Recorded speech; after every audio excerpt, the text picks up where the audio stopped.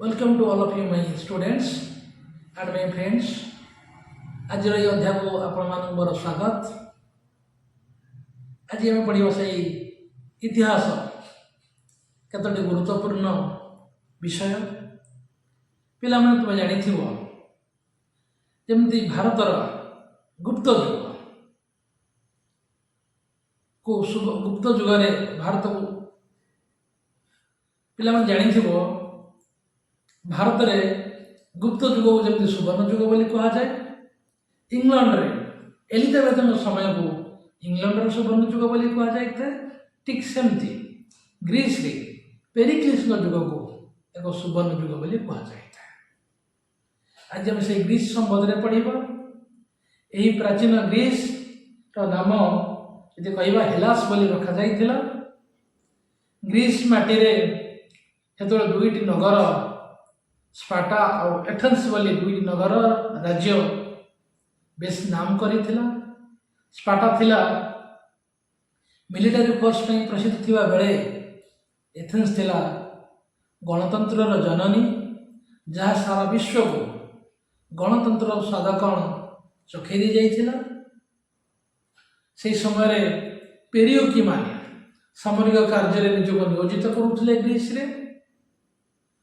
स्पार्टार वयस्क लोक मान गोटे परिषद गठन करा जहाँकि राजा को शासन क्षेत्र में साहाय्य करने से परिषदर नाँ रखा जाइथिला जेरुसिया। आ ग्रीस देशर पौराणिक आईन प्रणेता नाम था लाइकर्गस। से केतक ट्रेडिशनल बा माइथोलॉजिकल लॉ को प्रवर्तन करथिले। एथेंस रे ड्राको नाम रे जने आईन प्रणयन करथिले जाकि लिखित आकार रे ड्राकोनियन प्रथा बोली कह जाए। एवं ऑस्ट्रासिज्म प्रथा जहाँ कि कन्फ्यूशियस ऑस्ट्रासिज्म प्रथा जहाँ कि क्लेइस्थेनिस करथिले। ऑस्ट्रासिज्म प्रथार अर्थ होउछि बहिष्करण प्रथा बा निर्वासित प्रथा। यदि गोटे लोक देश भितर थाई ता विरुद्ध अनेक लोकंकर अभियोग थाए एवं सर्वसाधारण गणरे राजा एक भोट देवार व्यवस्था करिथांती। जदि 6000 रु अधिका भोट ता विरुद्ध में पड़े तेबे ताको निर्वासित करा जाइथे राज्य।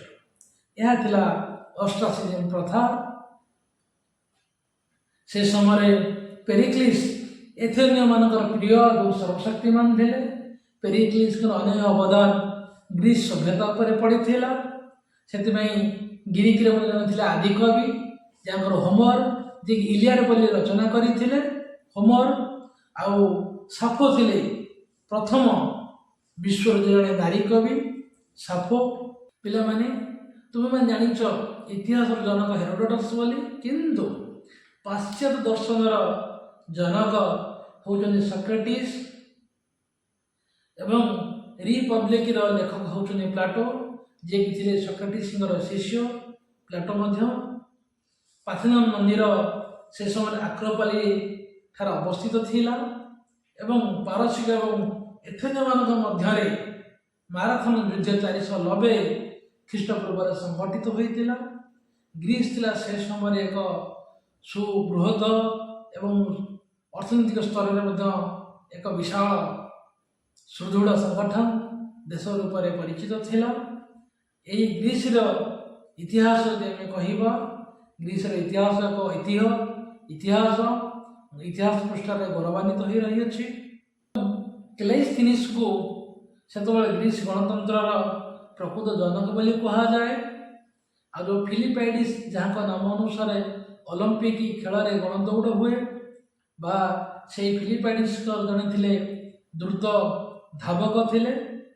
आ एंटीगोनार लेखक होउचंती सोफोक्लिस। एंटीगोनार लेखक दि पाशान लेखक थिले एकाइलस। आउ से समय आउ जड़े जड़े श्रेष्ठ कृति जे फिडियास थिले। से पार्थेनन मंदिर रे एथेना देवी मूर्ति को से स्थापन करथिले एवं एथेना मूर्ति को से करथिले। यह थिला प्राचीन ग्रीस इतिहास केतक तथ्य सम्मिलित ଗୁରୁତ୍ୱପୂର୍ଣ୍ଣ ପ୍ରଶ୍ନ ଏବଂ ତାର ସଠିକ୍ ଉତ୍ତର। ଯଦି ଏଇଭଳି ଭାବରେ ପ୍ରଶ୍ନ ଉତ୍ତର ଜାଣିବା ପାଇଁ ଚାହୁଁଛନ୍ତି, ଡେସ୍କ୍ରିପସନରେ ଆମର ନମ୍ବର ଦିଆଯାଇଛି, ଆମମାନଙ୍କୁ ଯୋଗାଯୋଗ କରିପାରିବେ। ଆମମାନେ ମଧ୍ୟ ତୁମମାନଙ୍କୁ ଆହୁରି ପାଠ କୋଉଟା କୋଉଟା ରହିଲା ଆମେ କ୍ଲାସ୍ ରୁମ୍ରେ ଜଣାଇ ପାରିବୁ।